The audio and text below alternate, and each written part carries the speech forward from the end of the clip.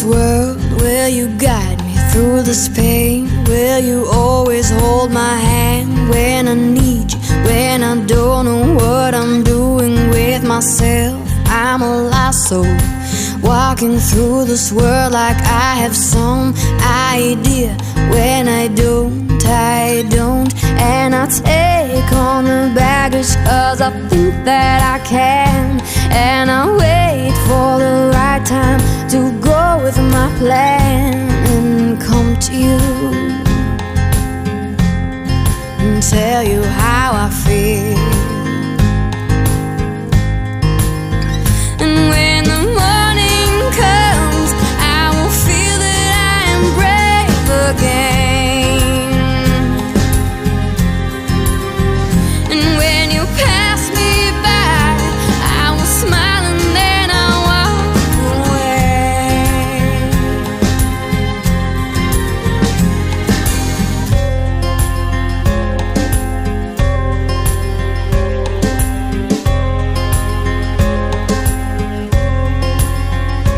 I don't know what I'm doing, I don't know where I'm going. It just seems like there's something in the way that you are that makes me smile like...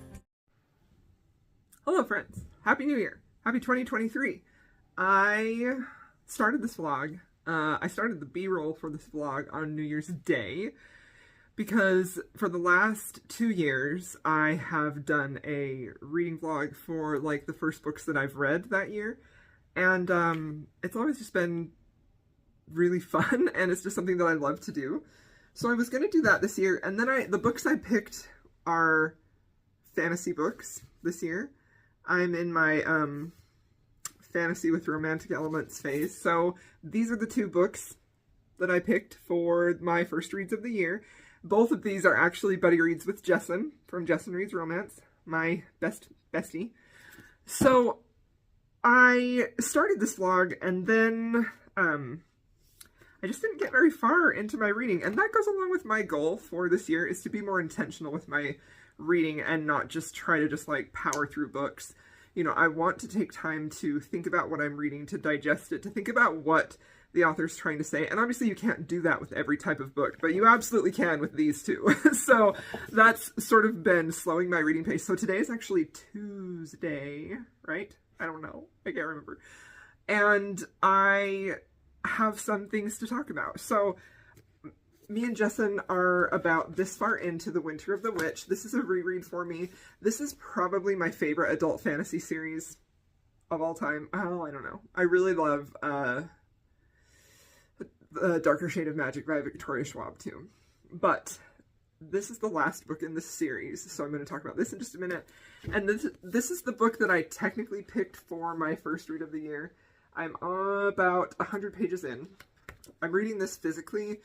It's on KU actually. So if you have KU and you want to read this, it's on there. That's how I am reading it at night, is I checked it out from KU. So I have been reading this book. Let's talk about this one really quick. I'm not going to really go over the plot or what is really happening in the story, but what I want to talk about is something that I realized about my reading preferences because of this book. So, which I think is interesting. So I first read this series, I think 4 years ago. 2019 is when I first read this series.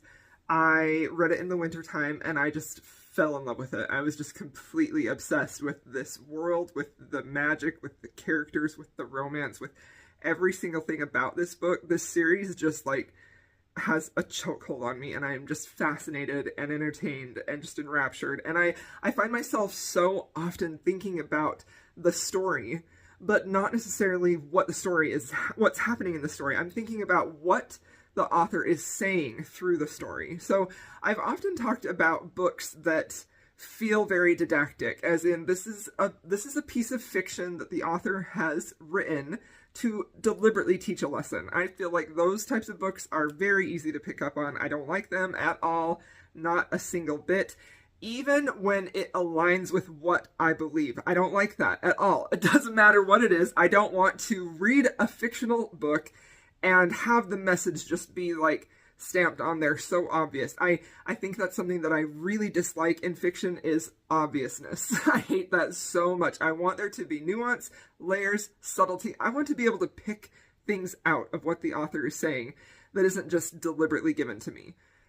Which is one reason why I really dislike over-the-top drama, melodrama, which is sort of becoming synonymous with some types of dark romances, I feel like, and I don't like that, so I'm on a mission to find some really good ones that are subtle and full of nuance this year. But I feel like this author plays with a lot of themes about power imbalances between men and women in a very... In one way, it's obvious because of the time that this is set in, where women had no power, and the hero of this book, the heroine protagonist, is a woman. She's a girl, and she's doing things that are not allowed for women to do. And when she needs to do them publicly, she dresses as a boy. And if she were discovered to be a woman, she would immediately be branded as a witch. But if a boy does it, it's lauded as, look at how skilled he is, look at this gift he has with animals, but a girl does it, she's a witch. And so you do have that element of it that is obvious, that is showing the injustices between women and men.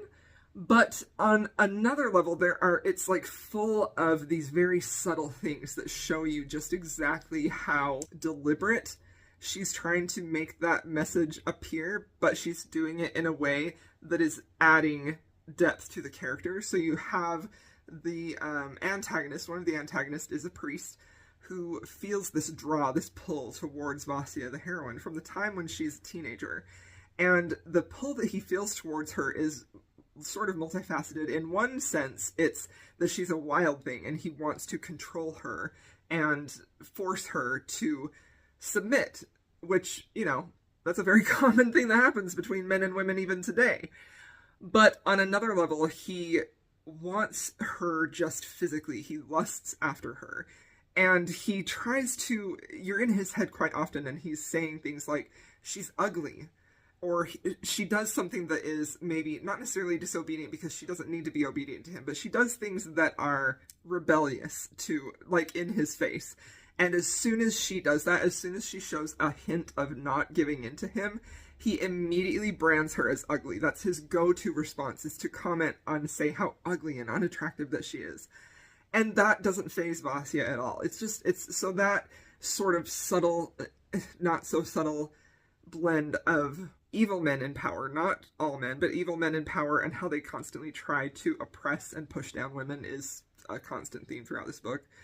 But speaking specifically about what I learned about this book is, so this is the third book, this is the final book, this is where the climactic moment happens, and we get to see, is, happiness restored? Do the good guys win? Do the bad guys lose? Things like that, typical things in a fantasy book, very, that's the standard of the genre. You expect the good guys to win in a fantasy book. So at this point, there is basically everyone who was like a mentor or a support or somebody who helped Vasya on her hero's journey has been stripped away, and she's left alone. And she is going through some very traumatic loss. She's experiencing a lot of despair. Terrible things are happening to her. Her life is in danger. She's physically injured. She's lost loved ones. She's lost her support system. She's lost people who were there to pull her out of the dark times in the previous two books. And it made me realize that from the moment this book started and all of those dark things were happening, I realized that this is gripping me. And I think it's gripping me for a couple of different reasons. And one is the obvious one, that the stakes are very high. The danger is very high. Things are happening. Bad things are happening. And there is a part, I think, of every reader or consumer of entertainment that it will always be fascinated by that, because we need to know what's going to happen. Are they going to be safe? Are things going to work out? And this is sort of a parallel to like an angsty romance, when you feel like this couple is not going to make it. This relationship is not going to work. Something bad happened. How are they possibly going to get this to work? And that's the same feeling that's happening here. It feels like all hope is gone. How is she going to conquer this evil? What could she possibly do? So those two things are always so intriguing to me, and I think that's why I'm always drawn to dark themes, dark topics, sad topics, moments of despair. I love those moments very specifically because in those moments, that is when you see the protagonist, the hero, the heroine, whatever. This is when you see, what are they going to do? What are they going to pull out of themselves? What are they going to discover about themselves? What are they going to do to rise up and conquer this evil or to fix this relationship? What will these very average or not so average people, you know, because you're in a fantasy book, but what is this person going to do when they are pushed right up against the wall, when they don't have a magic wand coming to save the day or just something resolved very easily? And this is also why I feel like I'm very critical of that in romance plots. When the conflict is resolved too easily, I just really don't like that. I talked about that a lot in Vlogmas because I read several books like that. I don't like that. I don't want to see the conflict get resolved easily. I want to see them suffer. Not because I love to see suffering, but I love to see that moment of this character deciding what are they going to do, how are they going to do it, and how are they going to rise up and win. Yeah, so anyway, that was just a moment and a parallel that I saw between this fantasy book and I was thinking about why am I so invested, why am I so involved? And like I said, there's the obvious reason of the stakes are very high, there's danger, there's loss, there's suffering. These are emotional moments that are manipulated very deftly and very expertly by this author. But there's something else there that is appealing to me. There's something else here that is really like calling to my soul. There's something else here that I recognize is drawing me specifically to this type of story.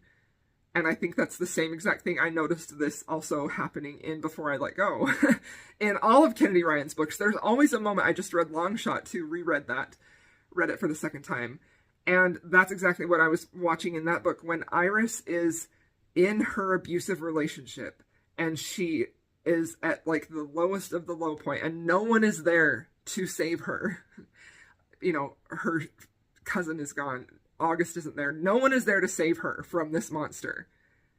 What is she going to do? Watching her just, I don't know, man. And I know like that's a moment in a romance that isn't related to the romantic relationship, but that's the same feeling that I got in Kennedy Ryan's Before I Let Go. When you see the couple separated, divorced, he's with another woman, you feel that heartbreak and you're like, how is she going to get back together with him? Because you know that's the ultimate happily ever after. That's the goal.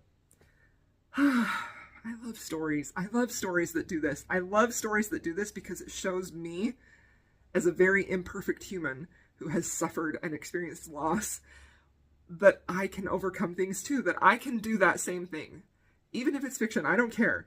You know, there's a big argument for, it doesn't matter what you read in fiction, it doesn't matter what kind of content, what is being glorified or whatever, specifically surrounding dark romance, that happens a lot. But if that type of content doesn't affect people at all, you have to have the same argument for saying that content like this, where someone rises up out of the ashes, that can't affect you either. And I do not believe that to be true at all. So we'll save the argument for the valid points of dark romance for another day because I'm not at all saying it's not valid. But if you're going to argue that fiction has the power to change us, to inspire us, then you can also argue that it has the power to impact us negatively. Anyway, that's a lot of deep thoughts, but it's the new year. That's what we're going to do here. So yeah, lesson about my reading taste and fiction and books in general. Absolutely loving this book. When I rated this 4 years ago, 2019, I gave it 5 stars and said it was my favorite in the series. And I have a feeling, I know it's going to be 5 stars. I'm really curious to see if it holds up as my favorite in the series. It probably will because of that theme that I talked about and how much I love that and how much it means to me. But anyway, Daughter of the Forest. I'll talk about this when I've read some more because I've already spent 12 minutes talking about that book. So, but overall, my first impressions of this are just enchanted, delighted, absolutely loving it, feeling very swept away, wanting to just constantly be reading nonstop. But I don't want to switch to the audio for this. I want to read it physically, so it's going to take me a while. But all right, this is probably just going to be a week-long reading vlog instead of a New Year's Day vlog, but that's all right. Thanks for coming back to another vlog. I'll see you in my next clip.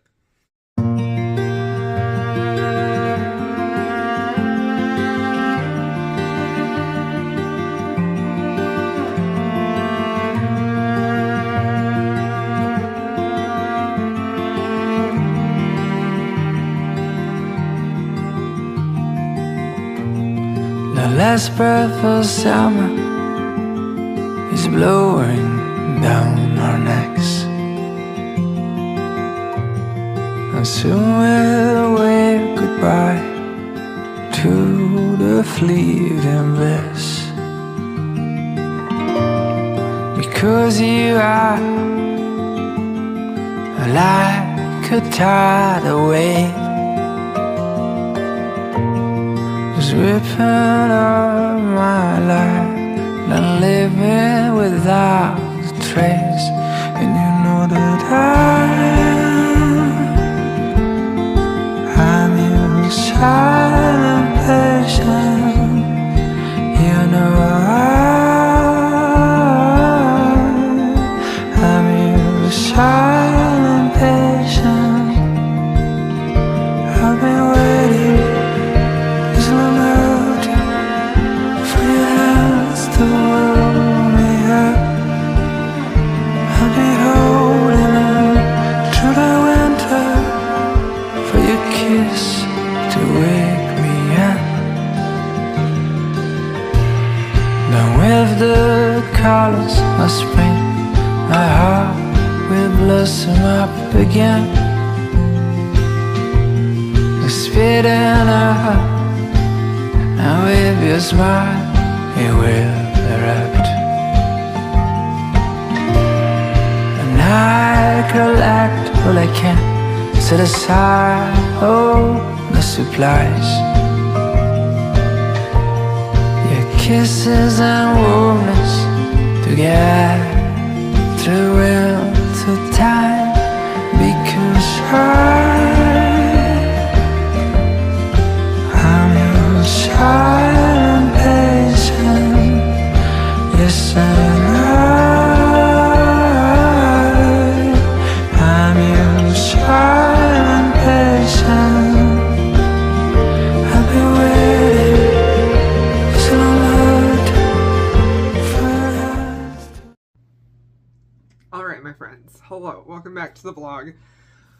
I have a lot to talk to you about, okay? So, first things first is I finished The Winter of the Witch. I just finished my reread of this, and I haven't talked to Jesson about it yet, so I am sharing with you all of my thoughts first, which I'm so interested to know what she thinks about this last book. I gave this book 5 stars the first time I read it, and I gave it 5 stars this time. The thing that I think is so excellent about this book, I talked earlier about how I love those moments of like despair, or those moments of hopelessness, or that ultimate moment when the hero, protagonist, whatever, has to decide how they're going to rise up and how they're going to get out of the mess that they are in, either whether it's something they created or not. And I talked about how that parallels with, that's what I really like in romances. That's when I love when a relationship gets to that level, because I really like seeing what the characters do to get out of it. And I think that is something that is so successful here. And when you look at this series as a whole, the book starts out before Vasya, the heroine, is even born. She's the daughter of a Russian lord, and her mother dies giving birth to her, and then an evil stepmother comes in. And the whole trilogy is basically about her trying to live free and be herself and embrace this like magical side of her that allows the natural, magical, mythological part of Russia to still be able to live and flourish and not be like tamped down by people's unbelief and Christianity that comes in. So, I mean, obviously there really is a big message in this book about Christianity versus paganism, but it never, ever feels didactic. I talked about that a lot. I love so much how this author is so incredibly talented, and how she weaves themes into her stories, so that if you aren't really paying attention, like I didn't the first time, I mean, I picked up a little bit, but I wasn't like looking for what she was trying to say. If you're not paying attention, you just get swept away in her storytelling. And that's a wonderful experience in and of itself. And I think that's how the majority of people approach fiction. And I mean, that's what fiction is for, is to get swept away in story. But there's also that elevated level of fiction where you can still get swept away in the story, but you can also see that the author is saying something. They have something to say. They've come to this story to tell it with a message, but they never ever like insert, and they're like, here's what we're gonna learn from this book today. You know what I mean? And that to me is like the ultimate level of fiction. So I think this book succeeds, this whole series succeeds on that so well, so incredibly well. And one of the things that I really like about this book specifically is that Vasya the heroine, we've watched her from a child. We've watched her be wild, carefree, and really just being who she feels like she could be, with very little outside influence sort of tamping her down and making her feel like she needs to fit into a box of what women should be in this time, which, like, the freedoms women had are, like, very minuscule. To the point of where the princess is locked in a tower where nobody can see her, the princess and her daughters and things like that. That happens in the second book. So by the time we get to this final book, we see Vasya has gone through a lot of trials in each book. She's gone through many trials, a lot of grief, a lot of heartache, a lot of loss, and we see how that has shaped her character so that she's no longer that carefree, wild, happy-go-lucky girl. She's hardened a little bit. She's had to make difficult choices. She's had to make choices for the better good of people that she cares about. She's had to lose people that she's loved. She's had disappointment, loss. She's also had triumphs. It hasn't all been tragedy, you know. But watching her character develop was just so incredibly satisfying for me. I think that she's one of the most well-rounded characters with the best character arc I've ever read. And in this book, we finally get the fruition of the romance with the Frost Demon. And it's so good. I do think, from a romance perspective, I enjoyed the romantic element in the second book more than I did here, because this is the book where they sort of culminate. They end up getting together, and that tension, that delicious tension, that question of, he's not human, but he loves her, or he loves her as best he could, you know, and it's just so freaking good. I just love it so much. But then in this book, they finally are together, and that adds a level to Vasya's power and what she does with that power in that moment when all hope is lost. What is she going to do with this power? Is she going to sort of lean into this darker side? I mean, evil, simplistically. Is she going to lean into that and utilize that darker, evil side of that power without really understanding the repercussions that would have on herself? Is she going to do that to save her people? Or is she not going to do that? And watching her choices, watching what happens in this final battle was just so incredibly satisfying. I truly can't say enough good things about this series. I know I've talked about it a lot over the last couple of months. This was an absolute delight to return to this and to reread it, and I'm so incredibly happy that Jessin read it with me. I've loved talking with her. We've had so many great conversations. She's had so many really insightful things to say, things that I hadn't picked up on either, and that's like my favorite part of buddy reading with her, is that we each kind of bring our own points of view and the things that we are picking out that we typically look for, and bringing them to the other person's awareness, and it's just such a great experience. So this series is truly one of my all-time favorites. Like, probably the whole series overall is 6 out of 5 stars. This one is my favorite in the series, very specifically because of the things I've talked about. That, is she going to lean into the evil part, and how is that going to affect her, and is there a cost to doing that when you believe it's for the greater good? You know, like, I find those sorts of moral questions so incredibly interesting. What determines what is good and what is bad? How do we decide what that is when we're right up against something that is difficult and horrendous, something that feels like it's going to just tear us apart? At that point, what point is the moral questions of right or wrong? You know what I mean? When you are in danger, when you feel like your body, your soul is in danger, are those questions of right or wrong still there? Do they matter? Are you going to do what's right, or are you going to do what you must to save the people you love? I just love it so freaking much. Oh my gosh, so good. Hi, Cosmo. Hello. So this was my first official full read of 2023. I listened to the whole thing on audio. The audiobook is fantastic. Excellent performance. Great Russian accent. Like, just, if you really like fantasy and great writing, everything that I've talked about, and you haven't read this series yet, like, please do. Please do this winter, because I think it would just be fantastic. Okay, so finished that. My first official start to finish read. Now I wanted to backtrack a little bit because I did actually finish a book on New Year's Day at 1 o'clock in the morning because I couldn't sleep. And I want to talk about that. I started that at the end of December, and it is The Duke Gets Even by Joanna Shupe. So this book is one of my most anticipated releases of the year. I have really liked this newest series of Joanna Shupe's. This is the latest book, so I think it's the last book in the series. And we finally get the Duke of Lockwood's story. We get his romance. We've seen him from the beginning in book 1. We've seen him have missed matches, missed marriages. We've sort of gotten to know him a little bit. And I have literally been salivating for his story. Like, I could not wait to see his romance, to see it pan out, to see him fall in love, when the whole reason he came to America, so this is Gilded Age, if you didn't know, Joanna Shupe writes Gilded Age historical romances currently. He came to America because his estate is in financial ruin. Every single day he's losing money. He can't support the people in his estate. It's crumbling. He can't do anything about it. So his mission to come to America is to find a rich American heiress, marry her, use the money to secure his estate, to rebuild things, and take her back to England.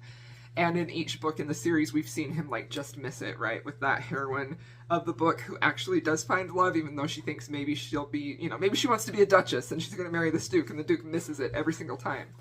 So this book doesn't come out until, I think, January 24th. This is one of the few arcs that I have left. One of my goals this year is to stop requesting arcs unless it's a book that I really super duper want, which this one was. And I absolutely adored this book. I gave it 5 stars. It's probably my second favorite in the series. The first favorite in the series is The Lady Gets Lucky. I adore that book. That book is one of my all-time favorites, and it's just fantastic. Lessons in Seduction, Wallflower, Rake. It's perfection. It's something Joanna Shupe does really well is she takes tropes and she sort of twists them, puts them on their head, gives them a fresh spin, and that's exactly what happened in The Lady Gets Lucky, and that's exactly what happened in The Duke Gets Even.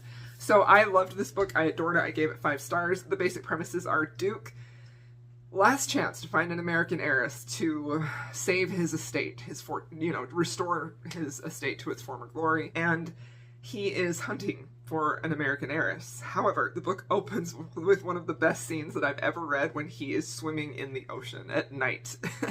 And he sees this absolutely stunning creature, this red-headed woman completely naked, swimming as well. And they do have this little almost steamy moment in the beginning, this incredible connection together, physical connection, but also that little something else, that mystical, I've met my person type of connection, which I never get tired of, but seems to be something that is difficult to work on an individual level. It worked for me so well here. I just immediately felt their connection, felt their chemistry. It was fantastic. But, of course, our heroine is the daughter of one of the most wealthy, I believe he's a railroad baron in New York, like, incredibly wealthy man. So wealthy, in fact, that he lets his daughter Nellie do whatever the heck she wants. He doesn't hold her to the conventions of ladies at that time. She is free to be her own person, and she absolutely does. She, is a bit promiscuous to, good for her. She sort of bucks social conventions at every turn, and because she's done that, she has come across this reputation of, not being a lady in good standing, somebody that will tarnish the reputation of people who are seen with her, specifically, like, gentlemen. The basic gist is that she's a ruined woman. And the Duke can't stop thinking about her, so they obviously, and she can't stop thinking about him, they obviously enter into this mutual beneficial arrangement in the bedroom, of course. And of course they're not going to catch feelings, right? Absolutely not. And they do.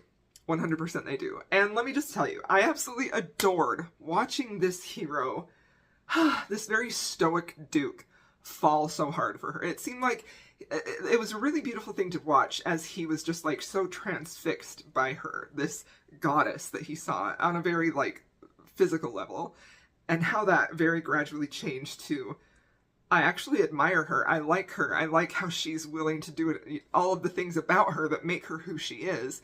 He found himself loving and admiring and appreciating. And so he comes to this very, almost like, I'm not going to fall in love. I'm not going to fall in love. Oh, I totally fell in love, So he sort of falls first. And she is definitely rejecting that idea in her mind because she's convinced she's never going to marry. She lost her mother and she's dealing with a lot of grief in that way. She has her own reasons for not wanting to marry. Most of them are surrounding her loss of freedom, obviously. So they fall in love.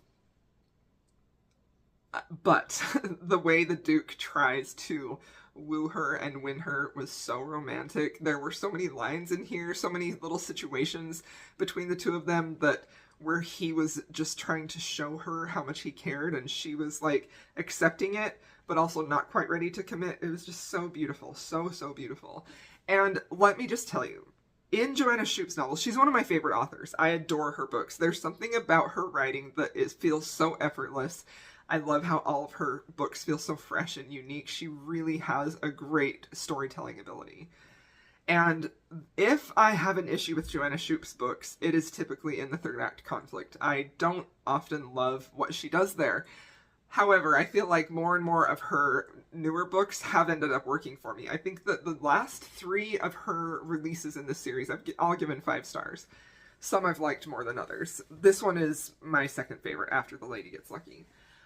So, this third act conflict, I approached it with a bit of cautiousness and trepidation. And as we got closer and closer to that third act conflict, I was just like, please let this work. I love this book. I love this couple. Please don't just do something completely off the rails that's going to piss me off, you know? And when I say that they don't typically work for me, it's because it feels somewhat forced. It's typically forced in a way that a lot of readers like, but I particularly don't, which really heavily demonstrates that the heroine is this fierce, independent woman, and no, she's not going to fall in love and marry this guy. And that's not necessarily a bad concept. That's not something that will never work for me. But what I don't like about it is how it feels very forced to fit this very feminist ideal in a historical romance where her choice rules all. And look, I love feminists. Feminist romance. I truly, truly do. But what I don't like, and this is where I'm going to get into a little bit talking about what I don't like, is when it feels forced. You know, I don't like that at all. I want the story to feel true to the characters. And too often, when the heroine rejects the hero or something like that, it feels very weak. The motivation seems really surface level, and to the point where it destroys the love that was built. Because I'm like, if you truly loved this person, you weren't going to do anything to win them. You weren't going to do anything. You were going to stick to this stubborn ideal so hard that you didn't care about anything else. So anyway, this book, the third act conflict, was perfection. And there was a very specific reason why it was perfection for me. And it is all surrounding Nellie. I'm not going to spoil it here for you, but I loved the third act conflict in this. The grovel, the grand gesture, how it was resolved. It was perfect for me. 5 stars. The only thing I did not like about this book, I've often talked about romances or books, fiction. I mean, I was just talking about that with this book right here, that are written and they feel, books that feel didactic, books that feel like, I have a message to tell you, I'm going to put it right here in chapter 4 in this paragraph, you know? And that happened in this book. There was definitely a message inserted into here that was very obvious what the message was. And I think it's important to note that even if I agree with that message, I said this in an earlier clip, even if I agree with that message, and I did agree with the message in here, it's something that means a lot to me, it's something that I agree with, I still don't want it to read like in flashing red letters, moral lesson of the day, societal issue lesson right here. This is something, you know, like, I don't like that. I don't like it when it is so obvious, and that's one of the reasons I don't, is because it shows a weakness in the writing craft, because it is just sort of shoved in there or too obvious. You're not using the story to tell me this message. You are putting this in here very specifically to show me your beliefs about something, and I don't want that. I want the message to feel organic. I want it to be able to be peeled back in layers, and that wasn't happening here. So because that message was just sort of like shoehorned in here, I felt like it disrupted the narrative flow. It was a weakness in the writing craft, and the storytelling suffered because of it, in my opinion. I think that that's a pretty good argument that message structurally does not work in this book the way it was shoehorned in there. Could it have been integrated into the story in a more natural way? Absolutely. I wish it had been. So again, this is just a pet peeve of mine. I don't like it when this happens in my fiction. Okay, so, but I still loved the book, gave it 5 stars. It wasn't irritating enough to me to dock stars, but it was something I was aware of, and it is something that I wish she would stop doing. Okay, so now Daughter of the Forest. I am this far into it. And this book is basically, it's reading very much like a fairy tale, an old-fashioned fairy tale. The writing also has that very whimsical, sort of old-fashioned feel to it, where it feels like a retelling of this tale that has been handed down through generations.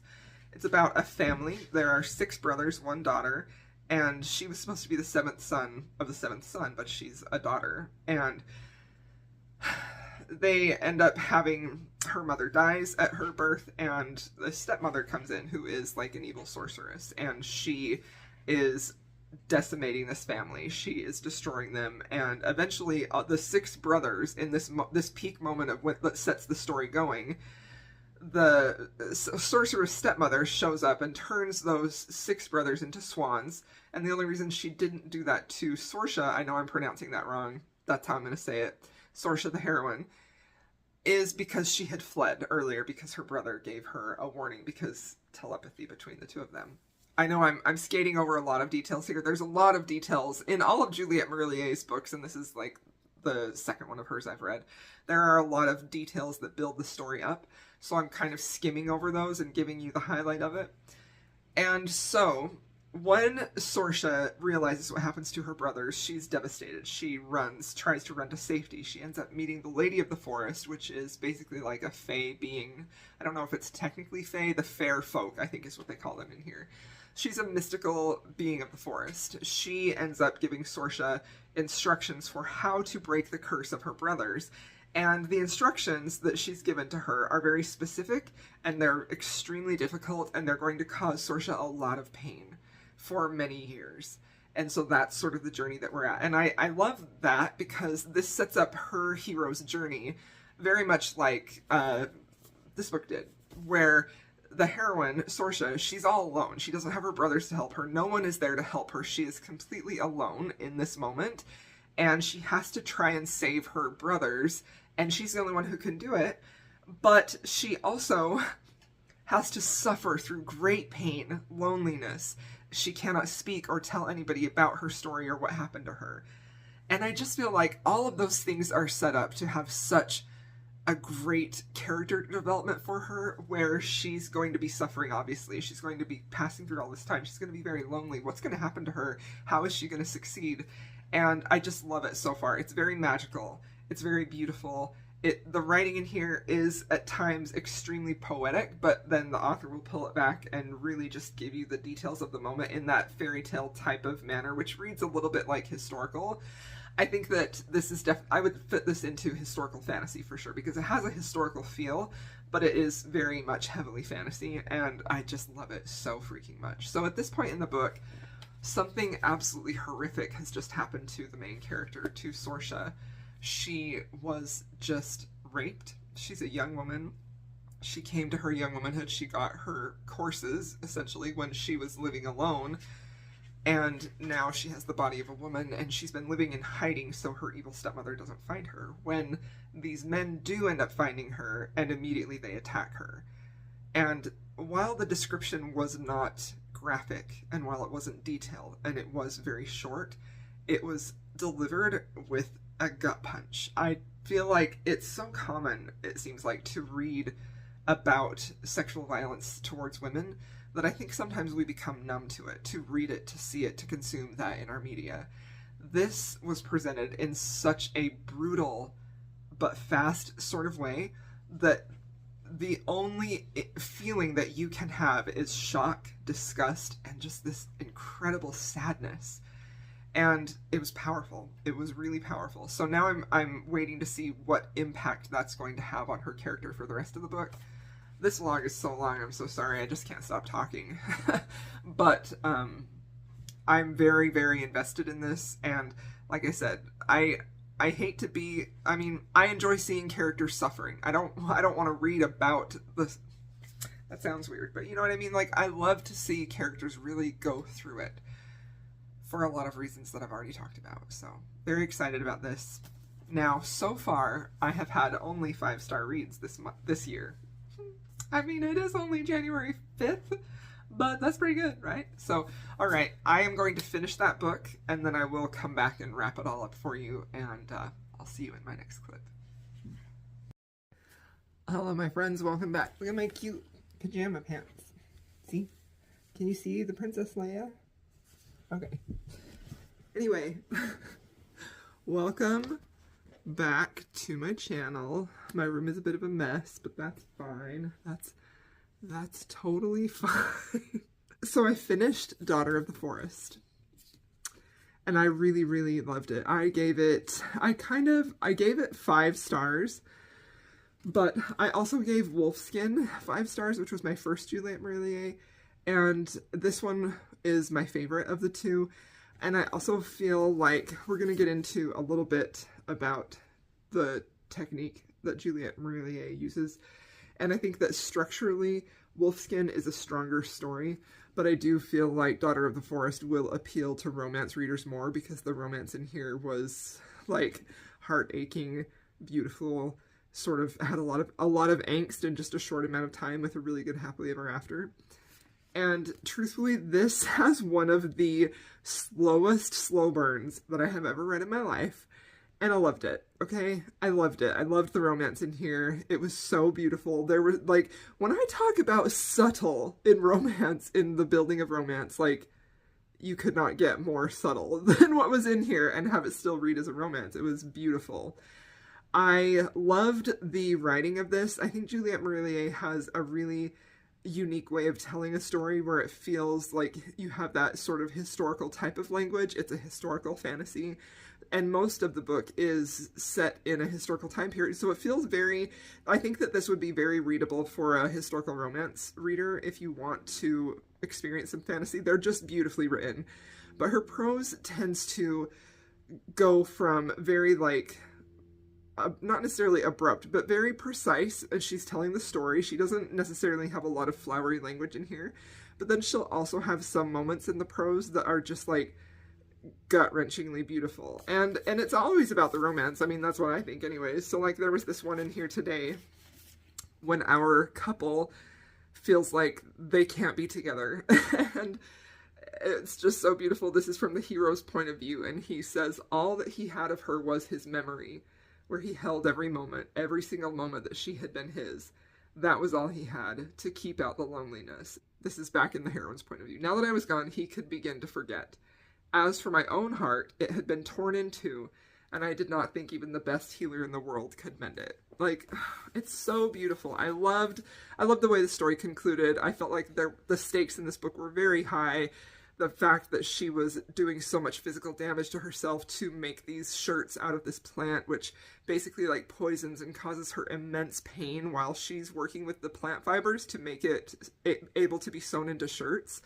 But she just continuously did it, and I just loved that so much. Like, she is such a stalwart heroine. She is going to do what's right no matter what, no matter how difficult it is, no matter how much it hurts her to do it, no matter how much she has to sacrifice, she is going to do what's right. And I just feel like that sort of honor I very rarely read about in books today that aren't fantasy, and I just love that so much. I love that the hero who she ends up with is that same type of hero. He's a good man. He wants to do what's right. He's not the type of man that seeks honor among men. He doesn't really seek glory on the battlefield. He just wants to take care of people, and he wants to be a good man, and I just swoon for them so hard. So if you're asking me which romance I do prefer this romance. But overall, the story, I think that this story appeals to me more, and I think that that's mostly because this book deals with so many themes of morality and what is right and what is wrong, and specifically being so close to someone who does from bad things to terrible things to evil things. How can you keep that person in your life? And what is the turning point? What cost are other people going to pay for you to keep this person in your life? And I also feel like the heroine in here, though we don't meet her until later on in the book, she's a very strong heroine, and she's a very capable heroine. And where she lives, basically the crown is passed through the women. So women have a good deal of power in this world. It's not completely unpatriarchal, but I really liked that. So the heroine in here had a lot of agency. She had a lot of strength. She had a very active role in saving everyone. Whereas I feel like Saoirse in here has a different type of strength. She has a lot of that, what I was talking about, just like that steadfastness, where she will not be deterred from something she has said she's going to do, or something that is hard, and I admire that about her so much. I love that.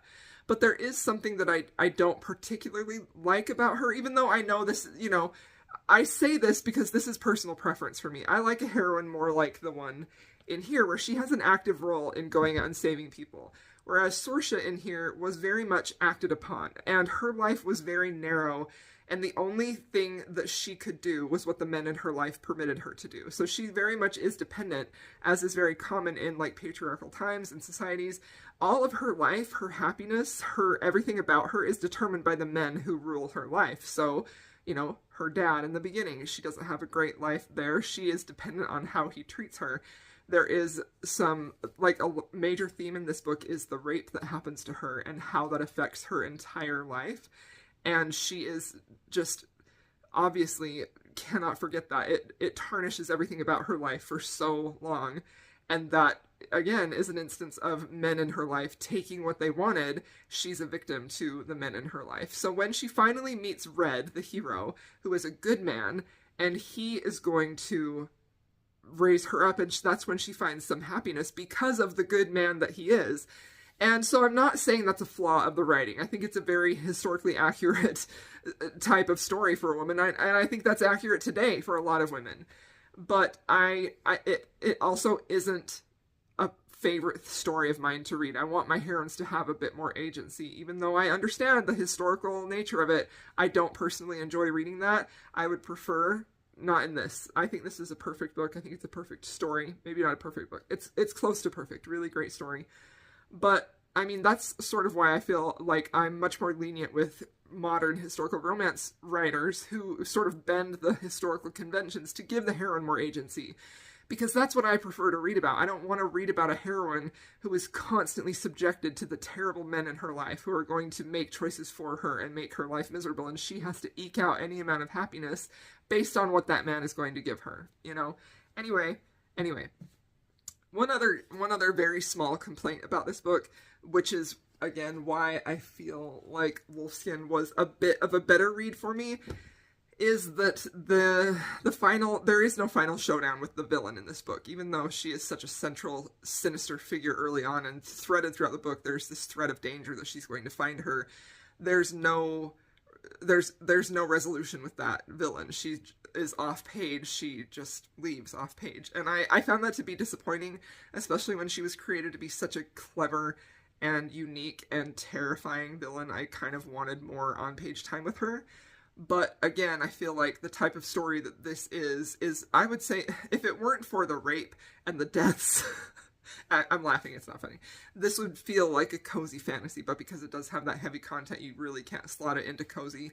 But most of this book is really just following Sorcha as she's trying to complete these trials to help her brothers not be swans anymore. So I really loved it. I gave it 5 stars. Another thing that I really loved about this, other than the prose, other than the great characters, other than just the unique fantasy details in here that are never like overpowering. Like, this is sort of like a quieter fantasy.